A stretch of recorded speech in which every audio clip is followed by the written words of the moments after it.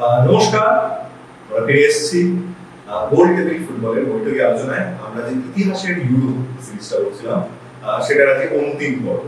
আজকে আমরা 96 ইউরো এবং 2000 ইউরোতে এসে আমাদের এই সিরিজের এই এপিসোডগুলো সমাপ্তি ঘটাচ্ছি। আমার সাথে আছে দেবজয়দা, গৌরবকে আমরা একদম পেয়ে যাবো।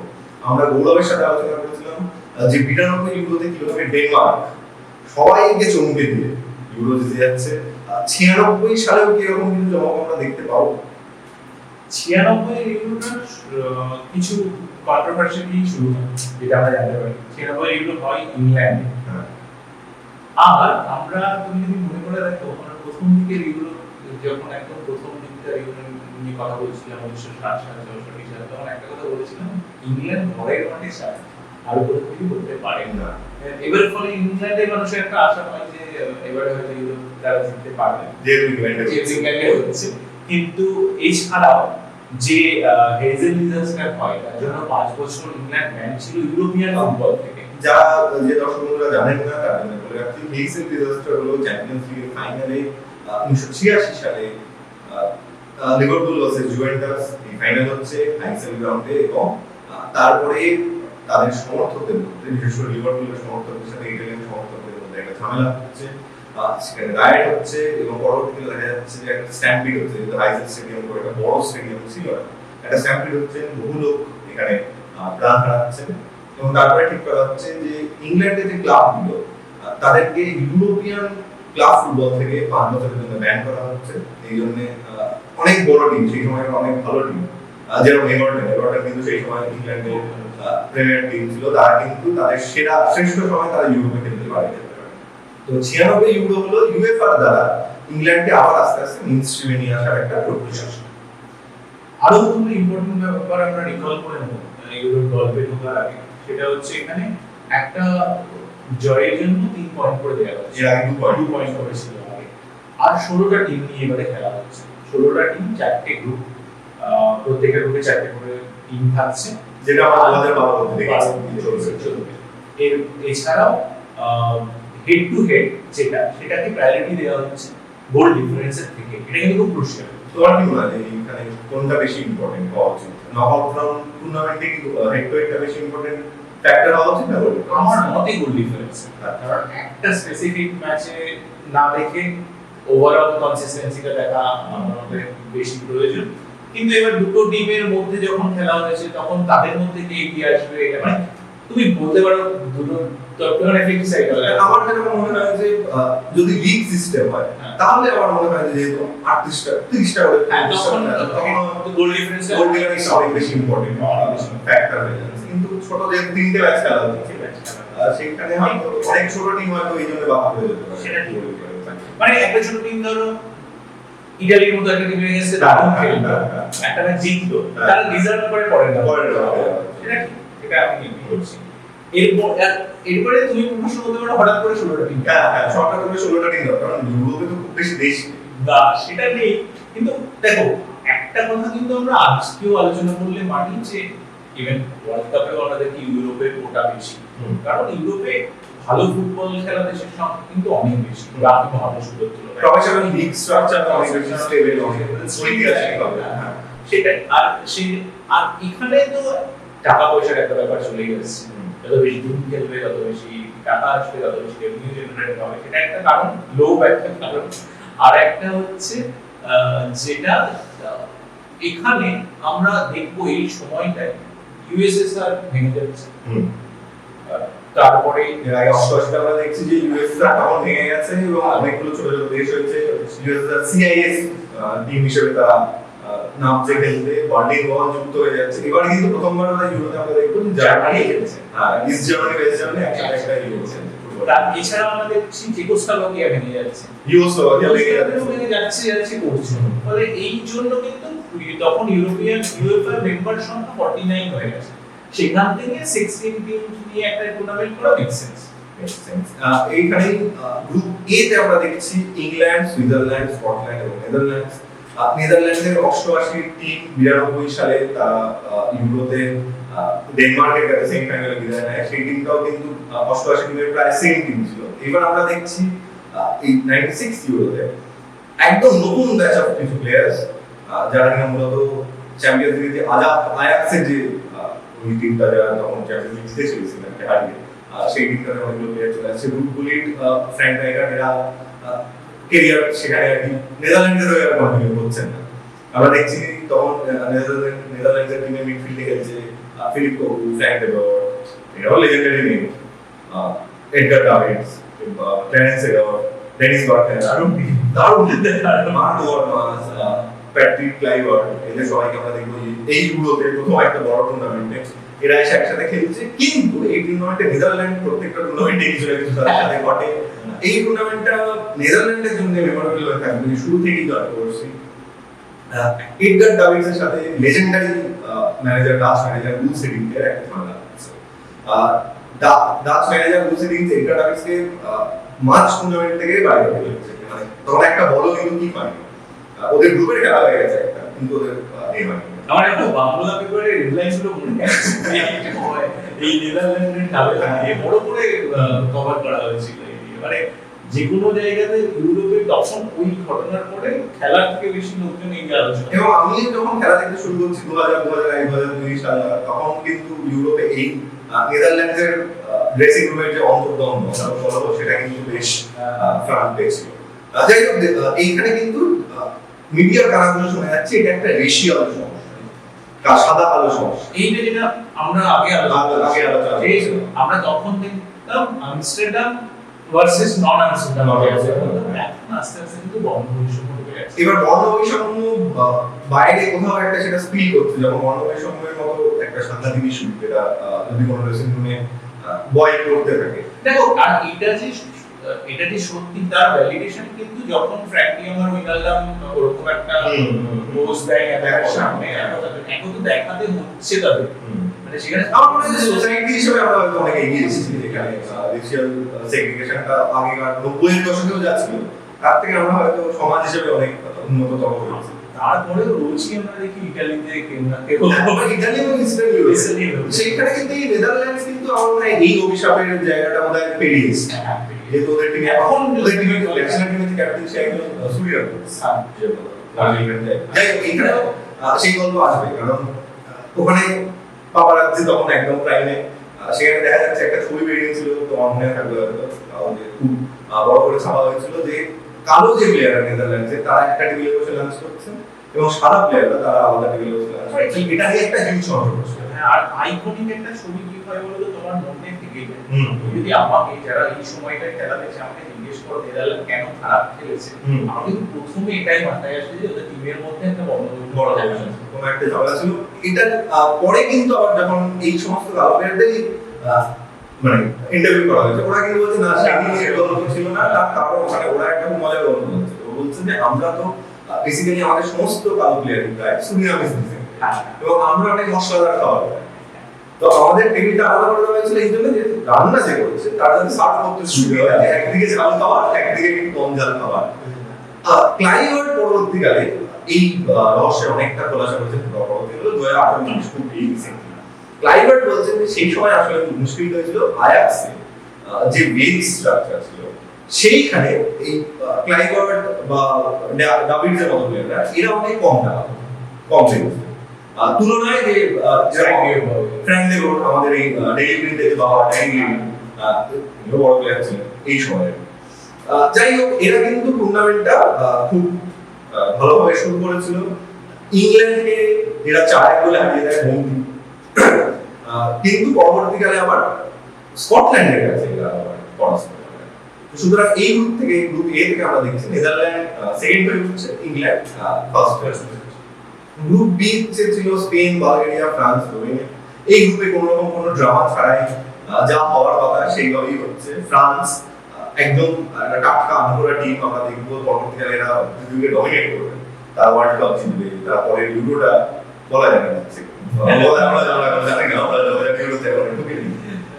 সেইখানে দেখবো যে একদম এটা এই সময় তুমি যদি দেখো 86 সালের পরে আমরা 96 দেখবো আবার ফ্রান্স এই যে একটা গ্যাপ তৈরি হয়েছিল তিনি যাওয়ার পরে, সেই যে আবার রিভিউশন যাই বলো সেইটা কিন্তু আমরা এই ইউরোপে 88-92 তে ফ্রান্সের টিম কিন্তু খুব একটা ভালো, যদিও তাদের জনপ্রিয় পাপান ছিলেন ব্যালন ডিওর কিন্তু আমরা দেখবো না না ন্যাশনাল না এরিক ক্যান্টোনা খুব একটা হবে না সি গ্রুপটা ছিল এই বছরের গ্রুপ অফ ডে জার্মানি চেক রিপাবলিক তখন হয়নি চেকোস্লোভাকিয়া তখন আছে এখন সেটা আবার চেকিয়া হয়ে গেছে রাশিয়া আর ইটালি এই রাশিয়া কিন্তু ওই ইউএসএ এর মতো না এখানে রাশিয়া আস্তে আস্তে ফিরে আসছে এটাকে ঠিকঠাক বলা হতো গ্রুপ অফ ডে এইখানে ইটালির ম্যানেজার কিন্তু ছিলেন লেজেন্ডারি আরিও সাচি তিনি আবার একটা অদ্ভুত কাজ করেছিলেন তিনি আমাদের সবার প্রিয় বিশেষ করে আমাদের তোমাদের জেনারেশনে যারা মহিলা ফুটবল সমর্থক তাদের যে hero ডিভার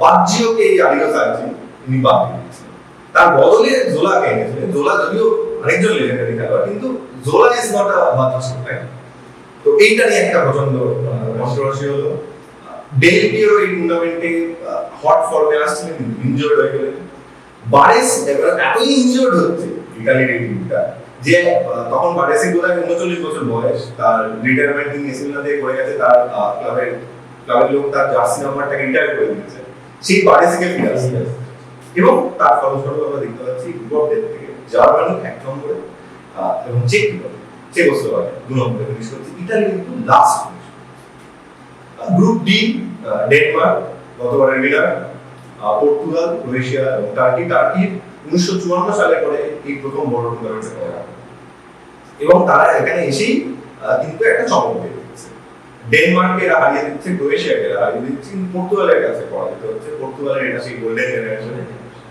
Luis Figo Rui Patricio Paulo Bento এই সমস্ত যারা ফার্নান্ডো এই সমস্ত প্লেয়াররা এরা কিন্তু একসাথে এই প্রথম একটা বড় টুর্নামেন্ট খেলছে এবং সত্যি তাক লাগিয়ে দেওয়ার মতো ফুটবল খেলা হচ্ছে পর্তুগাল প্রথমে ফিনিশ করছে এই গ্রুপে এবং দ্বিতীয় স্থানে ক্রোয়েশিয়া ফিনিশ করছে এরপরে আমরা যখন চলে আসবো কোয়ার্টার ফাইনালে ইংল্যান্ড বনাম স্পেন দুটো হেভিওয়েট টিম বলা যায় কারণ ইংল্যান্ডের ঘরে মাঠে হচ্ছে স্পেন একটা কনসিস্টেন্টলি ভালো পারফরম্যান্স ইউরোতে আমরা দেখেছি স্পেনের কাছ থেকে আর স্পেনের লিগ সিস্টেম অনেক আগে থেকে অনেক ভালো আমরা প্রত্যেক ইউরোতে কিন্তু আমরা প্রথম দিকে ইউরোতে দেখে আসছি স্পেন দারুণ দারুণ প্লেয়ার গুলো নিয়ে এসেছে দারুণ একটা ম্যাচ আমরা কিন্তু তৈরি করে স্পেনের তখন সেই আইডেন্টিটিটা তৈরি হয় না স্প্যানিশ আইডেন্টিটি যেটা আমরা আছে এখন মানে যেটা ওই 2008 এখন আমরা স্পেন টিমকে দেখে জানি স্পেন টিম কিরকম খেলে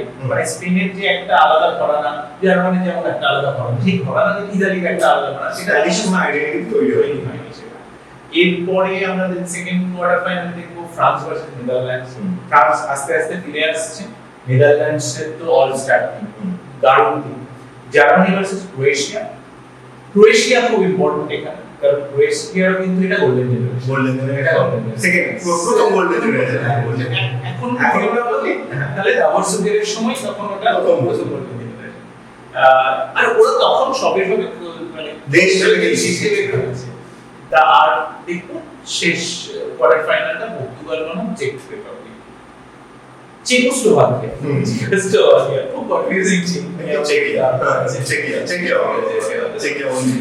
প্রথম ম্যাচটা ইংল্যান্ড জিতে পেনাল্টি শুটআউটে 4-2 গোলে ইংল্যান্ড জিতছে কিন্তু এই ম্যাচটা আমার এখনো মনে আছে এই ম্যাচে স্পেন ডমিনেট করেছিল কিন্তু স্পেন গোল করতে পারে না পুরো টাইম খেলা হয় 0-0 ড্র হয় তারপরে হিরো একটা পেনাল্টি মিস করে লেজেন্ডারি হিরো পেনাল্টি মিস করে এবং ইংল্যান্ড জিতে যায় ইংল্যান্ড চলে যায় সেমিফাইনালে আবার ইটস কামিং হোম বলে জয় শুরু হয়ে গেছিল নিশ্চয়ই তখন আর এছাড়া আরেকটা ইম্পর্টেন্ট কথা এইগুলো থেকেই শুরু হয়েছিল কিন্তু একটা ব্রিক পিরিয়ডের জন্য তোমার মনে আছে গোল্ডেন গোলটা অ্যাপ্লাই করেছিল গোল্ডেন গোল ফিফা ইন্ট্রোডিউস করেছিল এই ইউরোতে গোল্ডেন গোলের খেলাটা শুরু হয়েছিল নকআউট থেকে পরের ম্যাচে আমরা দেখব France versus Netherlands and boring খেলা কি করে এই খেলাগুলোতে বোরিং হচ্ছিল আমরা এই ফ্রান্সের এরকম দারুণ টিম আস্তে আস্তে ইয়াং টিম ফ্রান্সের সেটা নেদারল্যান্ডসের এরকম অস্ট্রা টিম কিন্তু খেলাটা মানে কিছু ছিল না খেলাটা এটা ফ্রান্স 5-4 গোলে পেনাল্টিটা জেতে একটা পেনাল্টি মিস হয় 10টা পেনাল্টির মধ্যে যেটা সিলর ফিনিশ করে মানে যেটা অবাক না নেদারল্যান্ডে কিন্তু এইবার হয় এই পেনাল্টি যে কাজ সেটা শুরু হয়ে গেল এরপর আমরা ওয়ার্ল্ড কাপেও দেখব এগুলো যদি দেখবো আমরা এই পেনাল্টি পেনাল্টি আমরা হবে না নিচ্ছে এর পরের ম্যাচটা ছিল জার্মানি ভার্সেস ক্রোয়েশিয়া, যেটা জার্মানি 2-1 গোলে জিতে যায়। ক্রোয়েশিয়া এই ম্যাচটাতে আমরা দেখছি যে খুব ফিজিক্যাল ফুটবল খেলছে। জার্মানির এগেইনস্টে ফিজিক্যাল ফুটবল খেলে খুব একটা লাভ আমরা কখনো দেখিনি, কারণ জার্মানি নিজেরাই ফিজিক্যাল নেই, কিন্তু ক্রোয়েশিয়া এমনি প্রচুর ফাউল করে। আর যেটা আমি বললাম, মানে জার্মানিও কিন্তু একেবারেই তার প্রত্যুত্তর ছেড়ে দেবে, মানে জার্মানিকে তুমি মারো, তুমি স্পেনকে মারলে কিন্তু জার্মানিকে মারতে পারবে ওরা একেবারেই সেরকম। মানে এখনকার জার্মান টিমটা থেকে সেটা আমরা হয়তো অতটা বুঝতে পারি না, কিন্তু ধরো 2008-12 অবধিও কিন্তু জার্মানির ওই রকম ছেড়ে দেবো। এরপরে জার্মানি দুটো গোল করে, ক্লিন্সম্যান ইনজিওর হয়ে যায়। এরপরে আমরা সেমিফাইনালে কিন্তু এই রিপারকেশনটা দেখবো।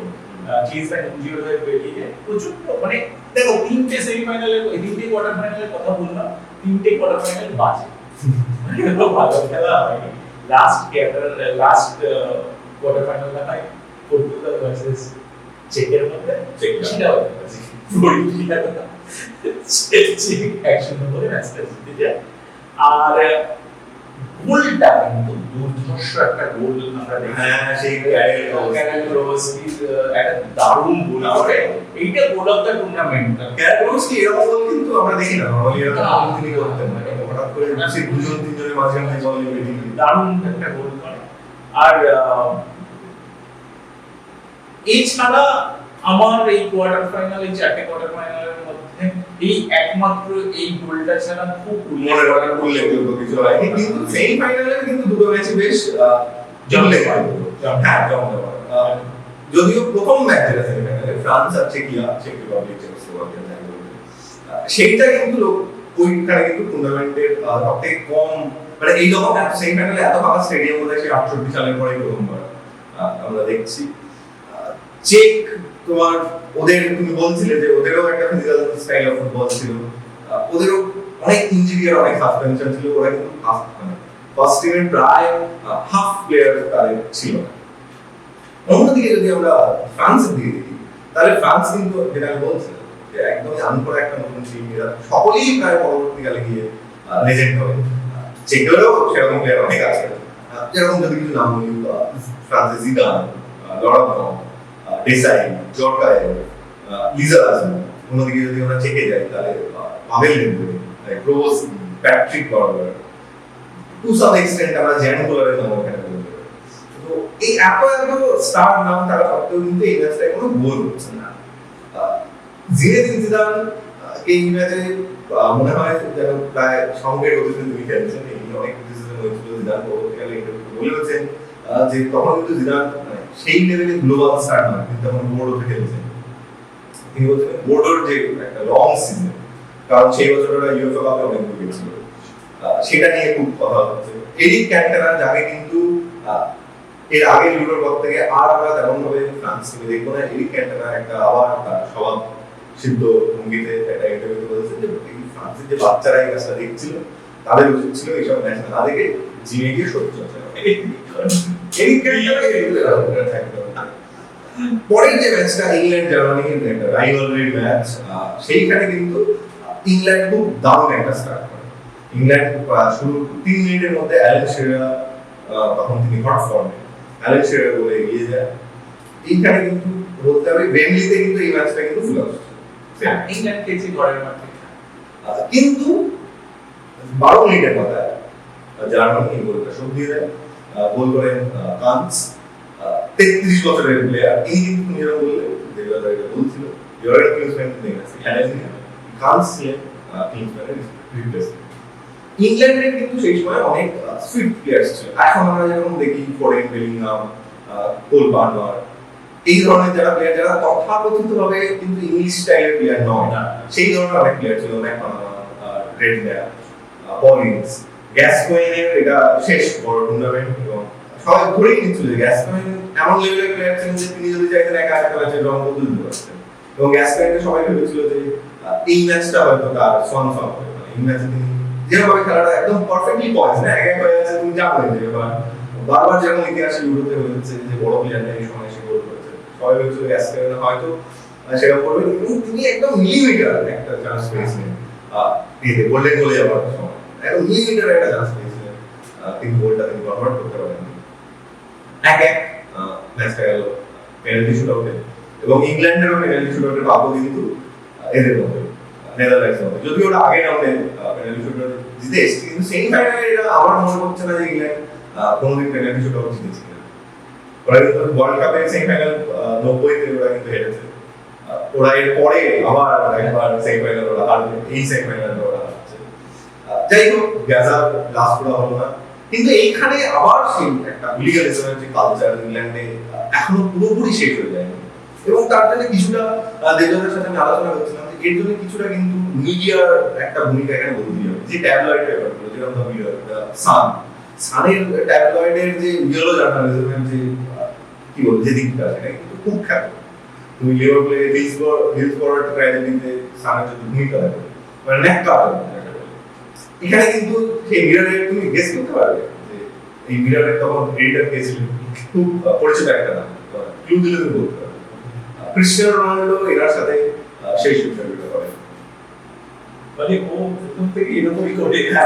বিয়ার্স মারাদান কি করলেন এই ম্যাচ শুরুর আগে, এই জার্মানি টিম মানে ওদের মিররের যে এডিটের যে কভার পেজটা, সেইখানে জার্মান টিমের দুজন যে প্লেয়ার ক্লিন্সম্যান এবং ভোলার, এদের দুজনের কাটা মুন্ডুর ছবি এই জিনিসটা প্রকাশ করে, এবং তুমি বুঝতে পারছো যে এর ফলে কি হবে, এর ফলে একটা উত্তেজিত পরিসর তৈরি হবে ওদের আশেপাশে, এবং গোটা ইংল্যান্ডে সেদিন কিন্তু এই ম্যাচ হেরে যাওয়ার পরে একটা বিশাল ভায়োলেন্স দেখা যায় খেলোয়াড়দের মধ্যে, সমর্থকদের মধ্যে বানানো দেখা যায়, এবং দুর্ভাগ্যজনকভাবে একজন রাশিয়ান টিনেজার, রাশিয়ার থেকে সে খেলা দেখতে এসেছিল, তাকে জার্মান ভেবে তাকে পিছন থেকে ছুরি মেরে তাকে হত্যা করা। এবং এই জিনিস কখনোই কাঙ্ক্ষিত না।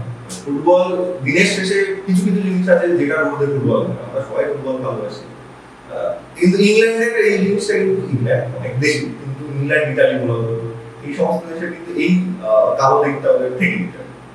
যাই হোক, তাহলে আমরা ফাইনাল দেখতে পাচ্ছি রিপিট, আবার সেই পানেনকার রিপিট, জার্মানি জার্মানি খেলা শুরুর আগে জার্মানি টিমের অবস্থা খুব খারাপ। এই সময় সবাই ইনজিওর, এমন অবস্থা যে অলিভার কানকে আউটফিল্ড প্লেয়ারে জার্সি দেওয়া হচ্ছে, মানে ওদের কাছে যদি দরকার হয়। আর ইউএফা কিন্তু রাজি ছিল দুটো রিপ্লেসমেন্ট দিতে, কিন্তু ওটা চেক রিফিউজ করায় ওরা একটা রিপ্লেসমেন্ট পায়। ইনজিওর জার্মানি, আর চেক মোটামুটি ফিজিক্যাল ফুটবল খেলেছে, কোয়ার্টার ফাইনাল আর সেমিফাইনাল জিতে এসেছে, ফলে সবাই আশা করছিল হয়তো জার্মানি কিছু করতে পারবে, কিন্তু আর এগোচ্ছিল সেই দিকে। 59 মিনিটের মাথায় চেক যে পেনাল্টিতে পায় সেটা আজকে আলোচনা হয় যে কোনোভাবে পেনাল্টি। আজকে লোকের ডিসকোর্সটা সোশ্যাল মিডিয়াতে যেদিকে যাচ্ছে যে রেফারিরা একদম খুব খারাপ, এটা কিন্তু চিরকাল তুমি দেখো এখনো আমরা সেই ইংল্যান্ডের ওয়ার্ল্ড কাপ নিয়ে কথা বলি যে বলটা মাঠের মধ্যে পড়েছিল তাও গোল দিয়ে দেওয়া, সারা মাঠ দেখেছিল তাও গোল দিয়ে দেওয়া, ওগুলো ভিএআর দরকার নেই, ওগুলো এগুলো খারাপ রেফারি। এবারে 59 মিনিটের মাথায় এই পেনাল্টিটা পায়, তারপরে প্যাট্রিক বার্গার সেখান থেকে চেককে 1-0 করে এগিয়ে দেয়। এরপরে একটা অলিভার বিয়েরহফ তখনও কিন্তু অলিভার বিয়েরহফ হয়ে ওঠে না, আমটা এইগুলোতে কিন্তু অনেক প্লেয়ারই আপনাদের সাথে ঠিক করে। আর একটা যেটা আমি দর্শকটা এটা ডমিনেট করি, তখন যেটা হতো, তখন হয়তো আমরা ক্লাব ফুটবল বা ইউরোপিয়ান ফুটবল টিভিতে অত দেখতে পারতাম না ভারতে। আমরা কিন্তু তখন ইউরো আর ওয়ার্ল্ড কাপ দেখেই প্লেয়ার ছিল, সেখানে এখানে অনেকগুলো নতুন প্লেয়ারকে আমরা দেখবো। আর এরপরেই আস্তে আস্তে যেহেতু ক্লাব ফুটবলও আমরা টিভিতে চলে আসছে, তখন আমরা রিলেট করতে পারবো। এই তো অলিভার বিয়েরহফ খেলছে বা জিদান খেলছে, বা কারণ জিদানও এই তুই যেটা বলছিস হাউজের নাম নয়, জিদান খেলছেও ছোট টিমে, এরপরে জিদান আলাদা করে বড় জুভেন্টাসে যাবে।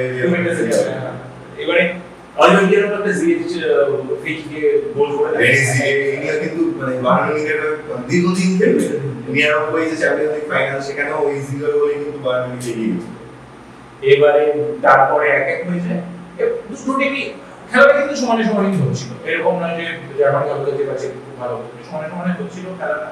এরপরে গিয়ে এক্সট্রা টাইমে কোবা একটা বাজে মিস্টেক কোবা চিকেন কিন্তু তুমি যদি হিস্টোরিক্যালি চেককে আমরা দেখেছি ওরা ভালো গোলকিপার দিয়ে বসেছে বড় এখন বড় ভালো গোলকিপার দিয়েছেন কোবা কিন্তু ভালো গোলকিপার তখন আমরা সারা টুর্নামেন্টই কোবার ভালো পারফরম্যান্স দিয়েছি হ্যাঁ আমি সেটা তো দেখছি না যে এর আগে যেমন তো বলছো সেরকম না রানগুলি দেখো স্ট্যাটিস্টিক্যালি খুবই ভালো ডিফেন্সিভলি খুবই অর্গানাইজ একটা টিম ছিল ওদিকেও খুব ভালো ছিল সেখানে কোবা একটা ভিএরএফের বলি খুবই মানে দুর্বল একটা বলি ওটা এটা জার্মানি 2-1 গোলে এগিয়ে গেলে ফাইনালের মধ্যে তখন তুমি আর জার্মানিকে কিছুতেই হারাতে পারবে না সেটাই হয় 1996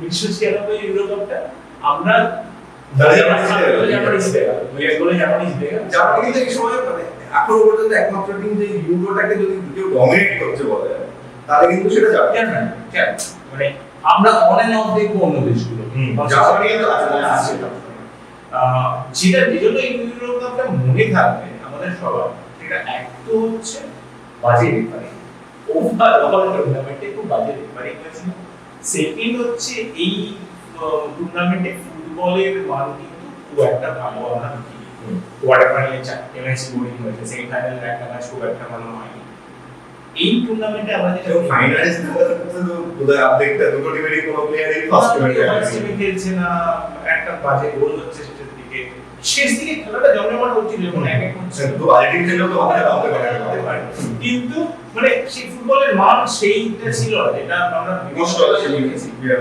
দেখেছি আর আরেকটা ব্যাপার হচ্ছে যে এইখানে আস্তে আস্তে আমরা দেখব অ্যাথলেটিসিজমটা যেটা ফুটবলে হয়তো এতটা প্রায়োরিটি ছিল না যার সেটা এই ইউরোকাপ থেকে এগিয়ে আসছে অনেক ফিজিক্যাল খেলা বেশি হচ্ছে আগে আমরা দেখতাম কিছু কিছু টিমকে এখন দেখো সব টিমই সেটা অ্যাপ্লাই করছে সব জার্মানি বোধহয় এই মেন্টালিটি ধারণ করা ভালো ট্যালেন্ট গুলো তো ট্যালেন্ট থাকলে তো ভালো কিন্তু তোমার অ্যাথলেটিসিজম ছাড়া তুমি কিন্তু ফুটবলটা খেলতে পারবে না এই ইউরোতে কিন্তু আমরা দেখছি ট্যালেন্টের আগে অ্যাথলেটিসিজমকে রাখা হচ্ছে এই ছাড়া যেটা মানে পজিটিভ দিকে ইউরো সেটা হচ্ছে 16টা টিম আসার জন্য যে কথাটা আমরা এখন শুরুতেই আলোচনা করছিলাম এই ইউরোতে প্রচুর লাভ করে UEFA 92 মিলিয়ন ইউরো তখনকার দিনে এটা থেকে 92 ইউরো প্রায় 5 এবারে সেইটার দিক থেকে একটা পজিটিভ তাছাড়া 96 মনে রাখার মতো কিছু নেই জার্মানি 96 ইউরোকাপ জয়ী আছে হচ্ছে আছে তাহলে আমরা দেখছি 1996 এর যে ইউরো যেটা ইংল্যান্ডে হচ্ছে সেগুলো ফাইন্যান্সিয়ালি প্রচন্ড সাকসেসফুল হচ্ছে 2000 এর যে ইউরো সেটা চলে আসছে এই প্রথমবার এই নতুন একটা মিলেনিয়াম স্টার্ট হচ্ছে 2022 থেকে এবং সেই সময় ইউরো আরেকটা নতুন দিকে যাচ্ছে সেটা হলো যে এবার দেখবো আমরা যে দুটো হোস্ট কান্ট্রি ইউরোটাকে এবার থেকে শেয়ার করছে এবং 2000 এর ইউরো চলে আসছে পাশাপাশি দুটো দেশ নেদারল্যান্ডস আর বেলজিয়াম এবং তোমার যেহেতু দুটো স্টেডিয়াম মানে দুটো দেশ পাশাপাশি এটাকে হোস্ট করছে টুর্নামেন্টটাকে এবং তাদের যে ঝামেলাটা হচ্ছে সেটা হচ্ছে যে কে কোন মাঠে ফাইনাল কোন মাঠে হবে ওপেনিং কোন মাঠে হবে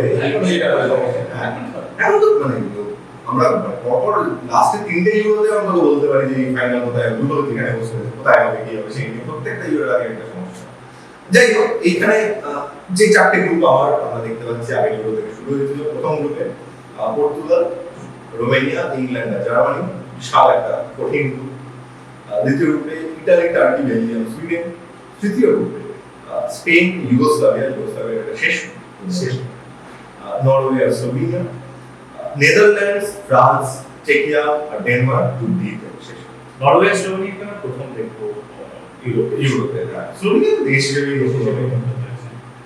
গ্রুপ এ যদি খেলা আমরা দেখি এইখানে গ্রুপ এ তুই যেটা বললে পর্তুগাল রোমানিয়া ইংল্যান্ড জার্মানি 4টেই ইউএই টিম কারণ রোমানিয়া তখন ভালো খেলেছে 98 ওয়ার্ল্ড কাপে রোমানিয়া দারুণ খেলেছে হাজি অসাধারণ ফুটবল খেলেছে সেখানে কঠিন একটা গ্রুপ জার্মানি যেটা বলে এই সময় থেকেই আমরা আস্তে আস্তে দেখতে শুরু করলাম সেটা হচ্ছে জার্মানি এই ইউরোতে খুবই একটা মানে এজিং সাইড আস্তে আস্তে জার্মানি যে সেই আমরা গ্রুপ কথা সেগুলো এই ফুটবলে সেটা আস্তে আস্তে মানে অস্তমিত বলে না জার্মান ফুটবলে সূর্য অস্তমিত হচ্ছে এরকম সেখানে জার্মানি হবে লাস্ট একমাত্র ওরা রোমানিয়ার সাথে ড্র করে 1 পয়েন্ট পেয়ে জার্মানি ইউকে লাস্ট হয়।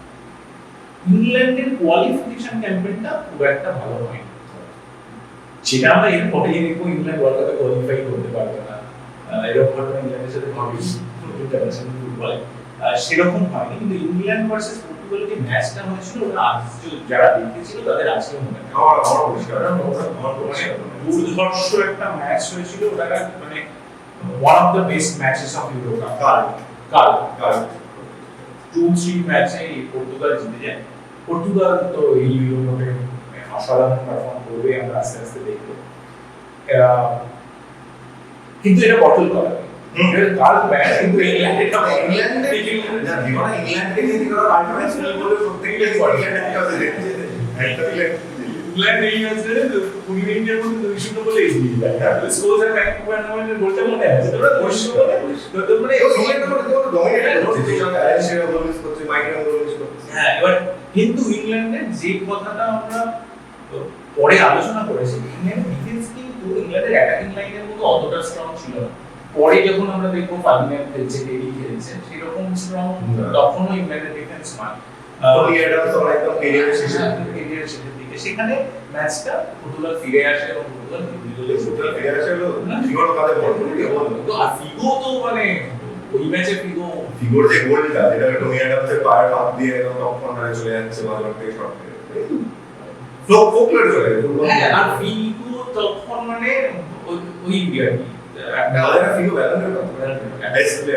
তখন ফিগো সেটার কারণ কিন্তু এই ইউরোতে ফিগোরের পারফরমেন্সের পরে আর কাউকে ভাবাই যাচ্ছিল না। ফিগো কিন্তু যেরকম আমরা বাকি লিজেন্ডদের দেখি না, নিজের একটা ফ্যান বেস তৈরি করা, ফিগো কিন্তু সেটা করতে তখন অলরেডি শুরু হয়ে গেছে। ফিগো যে একটা ব্যাপার সেইটা শুরু হয়ে গেছে। আরেকটা যেটা হচ্ছে এই ম্যাচের থেকে যে পর্তুগালের ইংল্যান্ডে একটা রাইভালরি আমরা এটা এখান থেকে এর আগে কিন্তু ইংল্যান্ড পর্তুগাল আমরা এরকম কিছু দেখিনি, সেখানে শুরু হচ্ছে। তারপরে হবে চারে হবে, 8 হবে, 4 হবে, 6 হবে। হ্যাঁ, এই বলতে পারি এখানে কিন্তু ইংল্যান্ড কিন্তু একবার পর্তুগালে হারছে। এবারে তারপরে পর্তুগাল রোমানিয়াকেও 1-0 বলে হারিয়ে দেয় এবং জার্মানিকে 3-0। জার্মানির অবস্থা সবচেয়ে খারাপ এবং পর্তুগাল মারছে। ইংল্যান্ড 3-0 জেতে জার্মানির এগেইনস্টে 3-0 জেতে। মানে তুমি ভাবছো জার্মানি কি কোনদিন হয়েছে এরকম? ইংল্যান্ড তো গোল দিচ্ছে, পর্তুগাল দিচ্ছে, কিন্তু ইংল্যান্ড দুয়ারটা হয়েছে রোমানিয়ার কাছে 3 গোলে হেরেছে। এবং এই ম্যাচে ওরা 2-0 লিখেছে। এবারে রোমানিয়া ফিনিশ করে চমকে নিয়ে মানে এখানে দেখো আমি মানে ওই হয় না সবসময় আমরা স্টার দেখেছি ফিগো হাসি আরে না স্টার তো ইংল্যান্ড যাই গ্রুপ বি থেকে কিন্তু এরকম কোনো ড্রামা হচ্ছে না। ইতালি ছিল গ্রুপ বি তে, আমরা আগেই বলেছি ইতালি কিন্তু সমস্ত সব ম্যাচ জিতছে এবং গ্রুপ টপ হচ্ছে, তার পিছনে থাকে টার্কি। গ্রুপ সি তে স্পেন প্রথম ম্যাচটা নরওয়ের সাথে ডেবিউটার টুর্নামেন্ট, নরওয়ের সাথে সেই ম্যাচটা কিন্তু ওরা হেরে যাচ্ছে, তবুও ওরা টুর্নামেন্ট মানে গ্রুপের টপে ফিনিশ করছে। Yugoslavia second. এই গ্রুপ ডি তে কিন্তু দেখতে পাচ্ছি আমরা ফ্রান্স, এবং ফ্রান্স এই জার্মানির পরে এই প্রথমবার আবার রেডিং ওয়ার্ল্ড চ্যাম্পিয়ন, যারা কিন্তু ইউরোতে আসছে এবং ইউরোতে এসে রীতিমতো ডমিনেট করছে। ফেভারিট কিন্তু যদিও ওদের কিন্তু প্রথম ম্যাচটা ছিল নেদারল্যান্ডের সাথে, নেদারল্যান্ডের সাথে কিন্তু ওরা একটা ড্র। যাই হোক, তাহলে কোয়ার্টার ফাইনালে আমরা দেখতে পাচ্ছি পর্তুগাল এই ম্যাচে কোনো রকম কোনো কন্ট্রোভার্সি হচ্ছে না, পর্তুগাল ডমিনেট করে 2-0 জিতে যাচ্ছে।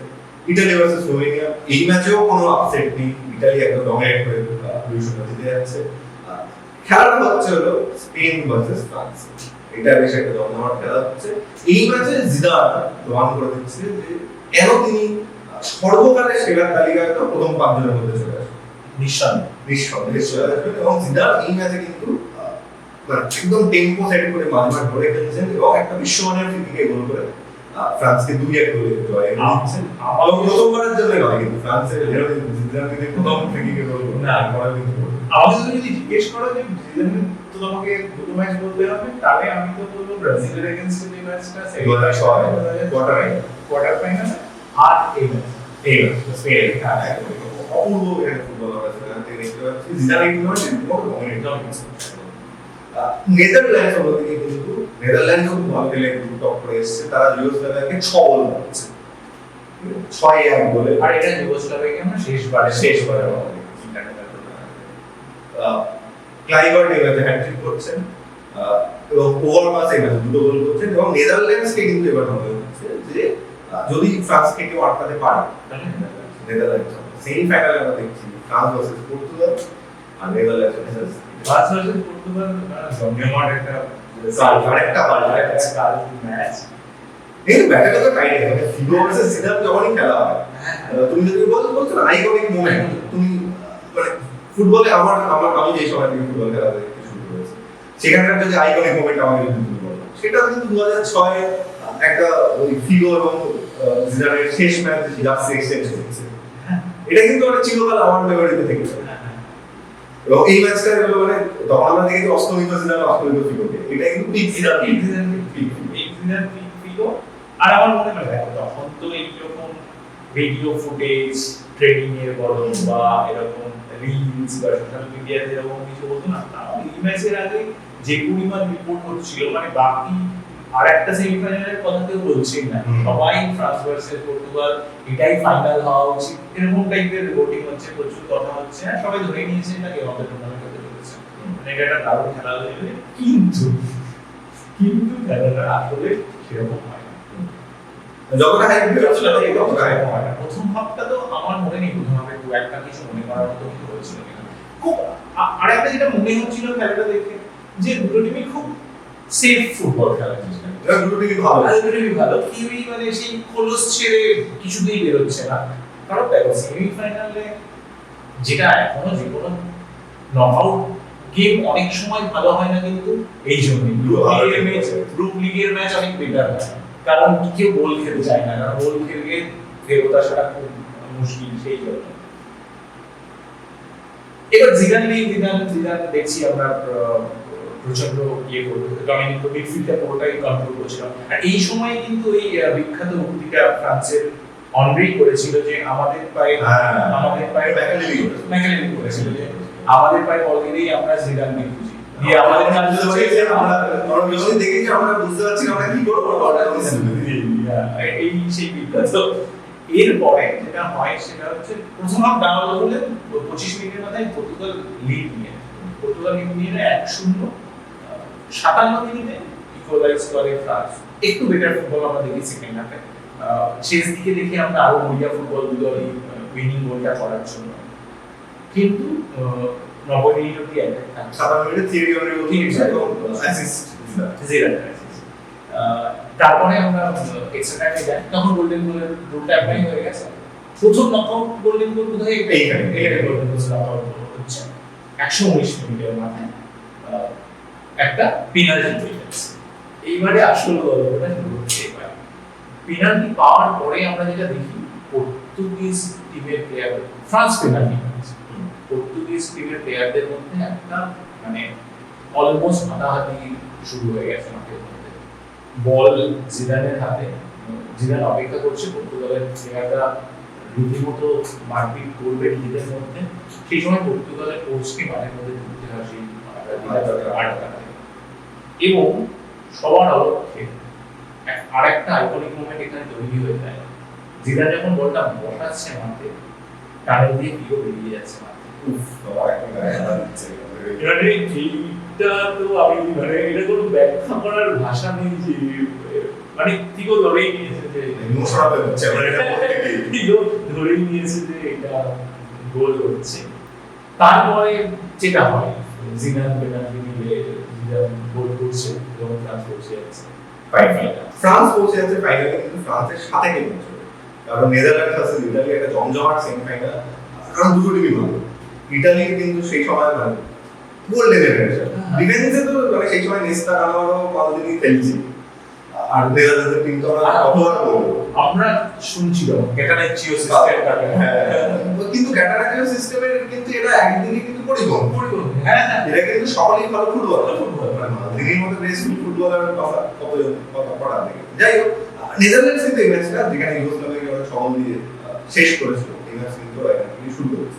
সুন্দর একটা প্রেশারের মধ্যে ইতালিকে রাখছে, মুহূর্মুহ একটা হচ্ছে।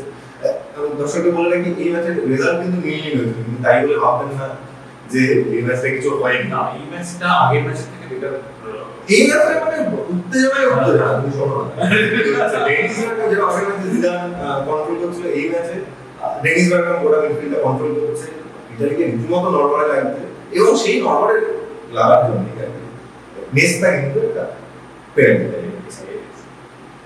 এবং ফ্র্যাঙ্ক ডে বোর, যে কিনা আগে যে ইউরো সেটায় penalty shoot out penalty miss করেছিলেন, তিনি এগিয়ে যাচ্ছেন পেনাল্টি নিতে, পেনাল্টি যথারীতি মিস করেছেন। এখানেও শেষ, আরেকটু পরে দেখা যাচ্ছে যে আরেকটা পেনাল্টি পাচ্ছে এবং এই পেনাল্টিটা এবার আর দেওয়া দেওয়া যাবে না, দুটো পেনাল্টি মিস করে ফেলেছে বড় হচ্ছে। এই পেনাল্টি দেওয়া হচ্ছে প্যাট্রিক ক্লাইভার্টকে এবং তিনিও এই পেনাল্টি মিস করে ফেলেছে। এবং গেম আস্তে আস্তে কিন্তু বোঝা যাচ্ছে যে মানে এইবার আমরা কিন্তু দুটো পেনাল্টি মিস করে আমরা বুঝতে পারছি গেম খেলা কোন দিকে যাচ্ছে। খেলা এখানে ইতিহাস লেখা দেওয়াল লেখা শুরু হয়ে গেছে। যাই হোক, খেলা এক্সট্রা টাইমে চলে যাচ্ছে। নেদারল্যান্ডস কিন্তু অ্যাটাক করা হলো না, একেবারেই কম। কিন্তু অপরদিকে এই যে দুর্ভেদ্য একটা ডিফেন্স, জামরোদা মালদিনি কানাভারা নেস্তা, এইটাকে প্রশ্নেই পের করা যাচ্ছে না। পরবর্তীকালে আমরা দেখবো হেডলাইন হচ্ছে ইটালি ডিফেন্স করছে একটা চার্মিং আর্গুমেন্ট। যাই হোক, এই ম্যাচে গোল হচ্ছে না, মিলনি পেনাল্টি শুটআউটে যাচ্ছে। এইখানে কিন্তু বুফো কিন্তু গোল করে, এখানে কিন্তু টোলেরো গোল করে, কারণ বুফো ইনজার্ড ছিল। কিন্তু তাও মানে তার সত্ত্বেও নেদারল্যান্ডসের সেই চেনা কালপ্রিট ফ্র্যাঙ্ক ডে বোর আবার একটা পেনাল্টি মিস কেন পেনাল্টি পাল্টে গিয়েছিল এবং জ্যাপসটাও মিস করেছে। অন্যদিকে ফ্রান্সেসকো টটি, তিনি কিন্তু উইনিং পেনাল্টিটা পারেন স্টাইলে একদম মাঝখানে চিপ করে দিচ্ছেন। পেনাল্টি শুটআউটে ইতালি জিতে যাচ্ছে, তারা চলে যাচ্ছে ফাইনালে। এবং সঙ্গে সঙ্গে নেদারল্যান্ডসের যে কোচ ফ্র্যাঙ্ক রাইকার্ড ম্যাচের শেষ হওয়ার মানে তখন আমাদের বাঁশি বাজিয়ে আর কি মানে লেখা পত্র শেষ হয়নি, ফাইনাল ম্যাচ রিপোর্ট করতে পারে কি ম্যাচ রিপোর্ট তিনি আগে দিচ্ছেন আমি পদত্যাগ করছি। এবং তিনি বলছেন যে এটা একটা নিয়ম, এটা একটা ল, যে ম্যাচে এরকম হয় তারপরে তুমি এই দলের কোচ থাকতে পারো, তোমার মোরালিটি সেটা তোমার হবে। তাহলে ফাইনাল আমরা দেখছি 2000 পরে ফ্রান্স ভার্সেস ইটালি। ফ্রান্স কিন্তু 98 বিশ্বকাপ জয়ী, রেনিং ওয়ার্ল্ড চ্যাম্পিয়ন, তারা কি পারবে? ইতালি মানে একটা অ্যাটাকিং ফুটবল টিম ভার্সেস একটা দারুণ ডিফেন্সিভ টিম হতে পারে। একটা মজার ব্যাপার হয়েছিল এর আগে, বেলজিয়াম টেলিগ্রাফ একটা পোল করে, সেখানে ইতালি একটা ভোট পায় না। মানে জিজ্ঞেস করেছিল সেমিফাইনালে কে জিততে পারে, মানে সেমিফাইনালে করেছিল হ্যাঁ সেমিফাইনালে চারটে যে কাদের সেমিফাইনালে চারটে বলতে কে জিতবে এলো না, ইতালি 0 ভোট পেয়েছিল। সেখানে ইতালি ফাইনাল খেলছে, কারণ সবাই ধরে নিয়েছিল নেদারল্যান্ডস জিতবে ওই ম্যাচটা। খেলছে যেটা একটু ইজি। ফার্স্ট হাফে দেখবো আমরা মানে সেরকম উল্লেখযোগ্য কিছু হয় না, কিছু রিস্কি মোমেন্টস ক্রিয়েট হয়। জিদান হেভিলি মা, জিদানকে ওরা নড়তে চড়তে দিচ্ছিল না, ইতালি ওরকম ডিফেন্স, ওদের সেন্ট্রাল ডিফেন্সিভ পজিশনটা খুব ভালো। সেখানে জিদান কিছুতেই জায়গা পাচ্ছিল না নিজের যে অরিজিনাল খেলার সেটা দেখানো। কিন্তু এগেইনস্ট অল অর 55 মিনিটের মাথায় ডেল রিচিও গোল করে দেয়। ইতালি 1-0 মানে সবাই ইতালি 1-0 করে দিয়ে। আর কারণ ইতালি আমরা আগের ম্যাচে দেখেছি না, ইতালি এই ডিফেন্সকে তুমি গোল কি করে দেবে। 1-0 এগিয়ে গেছে মানে এই ম্যাচটা ইতালি তখন একেবারেই ফেভারিট, তাও আবার ফাইনালে। কিন্তু ইতালি এখানে এগিয়ে যাওয়া সত্ত্বেও খেলাটাকে শেষ করছে না। এই মাসে আমরা দেখি দেবীয় দুটো একেবারে ওপেন গোল মিস করছে, সিটার মিস করছে। সেখানে এই যে ইতালি ডিফেন্স নিয়ে আমরা এতগুলো কথা বললাম, এই ইতালি ডিফেন্স 90+3 মিনিটস একেবারে মানে অন্তিম লগ্নে রেফারি বাঁশি বাজার সেই সময় একেবারে দাঁড়িয়ে যায়। বার্সেসের একটা গোল কি যেখানে বুফো খেলছিল না, তুমি যেটা উল্লেখ করলে যে সেমিফাইনালও খেলেনি, ফাইনালেও প্রথম খেলেনি, করলো একটা ব্লান্ডার, যেটা যেখান থেকে সিলভিয়ান উইন্ডো বল পেয়ে যায়। সিলভার উইন্ডোর মানে সেই সময়কার সবথেকে বড় কোচ এইরকম দিনের জন্যই ওরা জন্ম হয়েছিল। ওটা ঠিক করেছিল খেলবে এই দিনে। হ্যাঁ, এবার সিলভিয়ান উইন্ডো গোল করে দেয়, 1-1 হয়ে যায়। 1-1 হয়ে যাওয়ার পরে তখন যেটা হয় দেখবে তুমি 1-0 বলো বা 2-1 বলো, যে টিম পেছন থেকে এগিয়ে আসে, আমরা বরাবর হিস্টোরিক্যালি দেখেছি, তখন সেই টিম মোমেন্টামটা পেয়ে যায়। এখানেও তাই হয়, ইতালি একদম মোমেন্টামটা লুজ করে দেয়। 103 মিনিটের মাথায় আলবার্টিনি আর ক্যানাভারোর মধ্যে একটা কনফিউশন ক্রিয়েট হয়, সেখান থেকে একটা লুজ বল পেয়ে যায় পিএস। পিএস তখন দারুণ ফর্মে, পিএস দুটো প্লেয়ারকে পাঠিয়ে দুটো প্লেয়ারকে ড্রিবল করে একটা কাট ব্যাক করে দুটোকে বল বাড়ায়, সেগুলো একটা অসাধারণ বলিং। চোখের সামনে দুনিয়ার ভাই এক্সাম্পল করে চোখের সামনে আমি দেখতে পেলাম।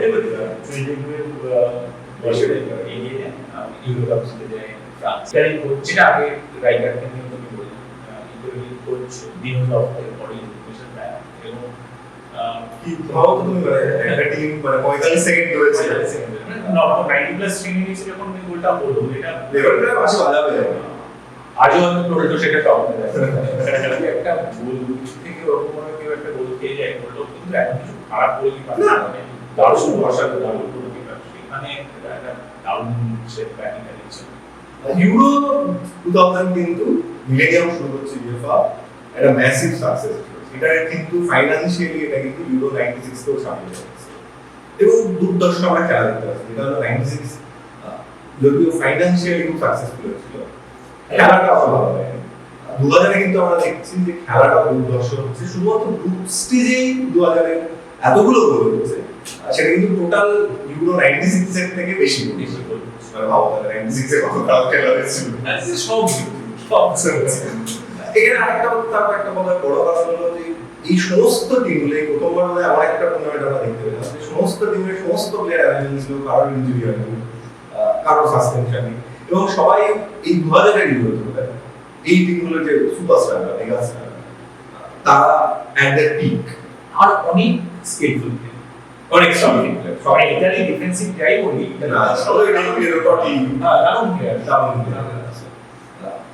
সবাই এই টুর্নামেন্টটা কিন্তু যে ম্যাচগুলো আমরা দেখছিলাম আমরা সেখানে সবাই জিততে চেয়েছিল। 2000 এর ইউরো এইভাবেই শেষ হচ্ছে। ফ্রান্স জার্মানির পরে দ্বিতীয় টিম হচ্ছে যারা একসাথে ওয়ার্ল্ড আর ইউরো চ্যাম্পিয়ন। এরপরে আমরা দেখবো স্পেন 2008 2012, ওরা কিন্তু ইউরো ওয়ার্ল্ড কাপ ইউরো জিতবে, তিনটে টুর্নামেন্ট বড় টুর্নামেন্ট ওরা ব্যাক টু ব্যাক জিতবে। আমরা অত দূর আর যাবো না, আমরা এই মিলেনিয়ামের শুরুতে এসে যে ইউরোটা হয়েছিল সেই ইউরো 2000 সেটা নিয়ে আমাদের গল্প শেষ করছি। আপনারা এই ভিডিওগুলো দেখুন, শেয়ার করুন, বন্ধুদের কাছে পাঠিয়ে দিন। এখানে অনেক অজানা তথ্য আমরা তুলে এনেছি। এই তথ্যগুলো হয়তো ইউটিউবের অন্য কোনো প্রান্তে খুঁজেও আপনারা পাবেন না, একটু এক্সক্লুসিভ এটা কিন্তু গ্যারান্টি দিয়ে বলা যেতে পারে। আপনারা দেখুন কেমন লাগছে এটা আমাদের জানাবেন, অবশ্যই জানাবেন। আর লাইক করুন, শেয়ার করুন, সাবস্ক্রাইব করুন। আমাদের সমস্ত যে সোশ্যাল মিডিয়া হ্যান্ডেলগুলো আছে সেগুলো ডেসক্রিপশন বক্সে পেয়ে যাবেন, সেগুলো একটু দেখুন। আমরা খুব শিগগিরই চলে আসবো ইউরোর যে আসল যে মূল পর্যায়ে আমরা সেখানে যে গ্রুপ স্টেজের যে টিমগুলো আছে সেগুলো নিয়ে আলোচনা করবো, তাদের যে আপকামিং প্লেয়ার্সরা আছে, কোন কোচ কি ট্যাকটিক্সে খেলবে, অনেক ইন্টারেস্টিং উত্তেজনা হয়। এবারে ইউরো দারুণ ইউরো হতে চলেছে, সেটার জন্য আমরা সমস্ত আমাদের কিন্তু রিসার্চ টিম কিন্তু রেডি করে দিয়েছে সবকিছু।